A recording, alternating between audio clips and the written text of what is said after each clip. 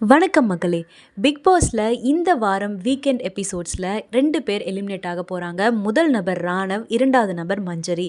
ராணவுக்கு நெறைய ஓட்டுகள் விழுந்திருந்தாலும் கூட, அவர் கடந்த வாரம் விஜய் சேதுபதி பத்தி ஒரு சின்ன விமர்சனத்த முன்வச்சாரு. "நீங்க என்கிட்ட மட்டும் ஹார்ஷா நடந்துக்கிறீங்க" அப்படிங்கிற மாதிரி சொன்னதுனால, சேனல் அவர நிகழ்ச்சிய விட்டு வெளியேத்திருக்குன்னு ஒரு டாக் போயிட்டுருக்கு. அது எந்த அளவுக்கு உண்மைன்னு தெரியல. ஆனா, அவருக்கு நெறைய வாக்குகள் வந்தது அப்படிங்கிறது உண்ம. அப்பயும் அவர் ஏன் வெளியேற்றப்பட்டார் அப்படிங்கிறது தான் ரசிகர்களோட மிகப்பெரிய கேள்வியா இருக்கு. அதே மாதிரி ரேயான் இந்த வாரத்துக்கான டாஸ்க்லலாம் வின் பண்ணி ஹையஸ்ட் பாயிண்ட்ஸ் எடுத்து டிக்கெட் டு ஃபினாலே வின் பண்ணியிருக்காரு. அதாவது அவர் நேரடியா ஃபைனல்ஸ்க்கு போயிட்டாரு. இதுக்கப்புறம் அவர் எலிமினேட் ஆக மாட்டாரு.